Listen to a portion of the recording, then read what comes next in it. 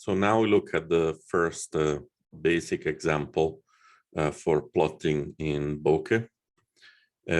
So here we're talking about making a plot like this, a series of circles in a 2D plot. The code is extremely simple. We just import the library and select the key function figure or method, if you will, method output file and show for the figure elements in plotting inside Bokeh. And so this is all we need for this type of basic plot. So the output file is just a method that determines where do we want the HTML code to be stored. Given that Bokeh goes through that to render the actual data, this is very convenient. So because you can determine where to save the file, and in a way you can open the file and potentially cut and paste the part of HTML code that you want to use. So let's say you want to take a plot like this, publish it on the web. You can easily use this HTML for doing that. To actually create the image, we use this function figure, which return a class we assign to the variable p. It's a figure, in this case of 400 by 400, as the display kind of number of pixels. And this is just a basic way to open. There are many more parameters if one wants to be sophisticated. And then just to draw a sequence of circles, you can call the method circles out of the figure, so p.circle. And here we have two vectors with x and y coordinates. And then we look at the size of each circle, the color, and alpha is the transparency of the fill-in area. You see that it's not completely opaque. We can see kind of the lines underneath. And so this is kind of the only plotting function that we use. And you see, for example, x1 and y6 would be this circle, 2, 7 would be this circle, 3, 2. So here x is 3. Notice that the y-axis now is clipped down at 2. You don't have to be further down. So automatically it's going to show the minimum amount of space to show all the data, and so on and so forth.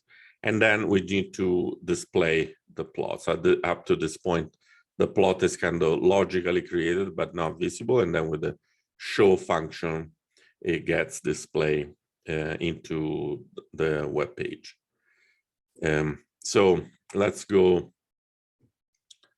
to the code inside Visual Studio.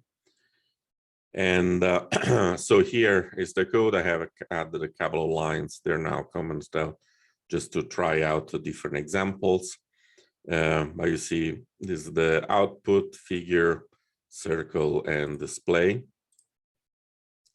And so when we run this, it opens a web page where the data is being rendered. So you see here what we're talking about. Notice that they have a little bit of interactivity already. For example, here I can zoom in and out from the data. With this tool, I can reset to the initial view. Here I can zoom in, things like that. And we can even save the plot into a basic picture. So Bokeh give you a bunch of those capability kind of for free. That's kind of a nice thing. But more interesting is the when you run the code. So let's see, what was the name of the file that we created? Circle and square HTML. So if I go here and look for circle and square, I open the file and I have this plot. So this is the one that was open on the fly.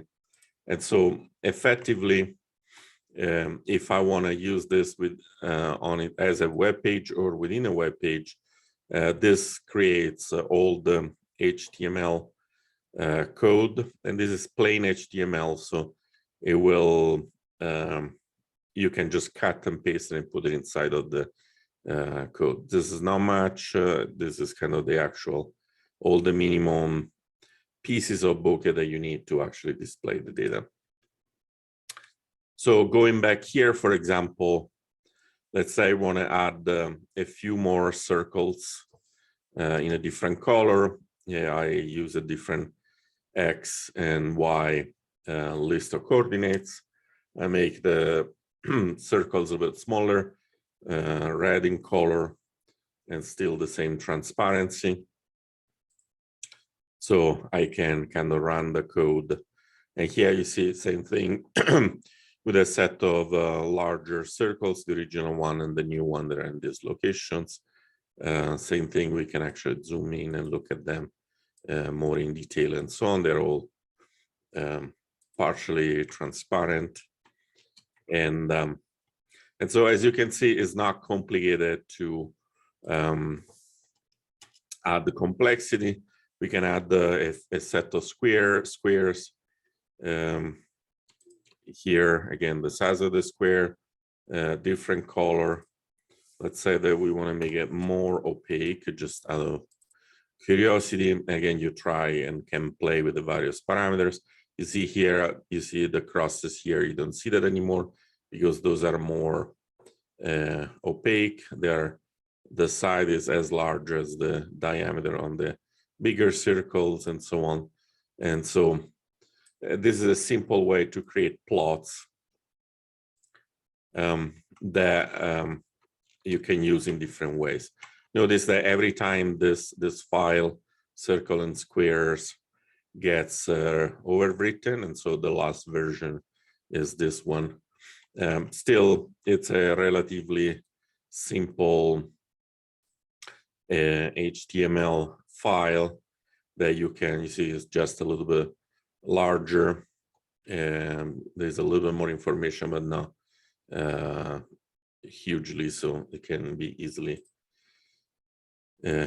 loaded, cut and paste as an ASCII file into something else. So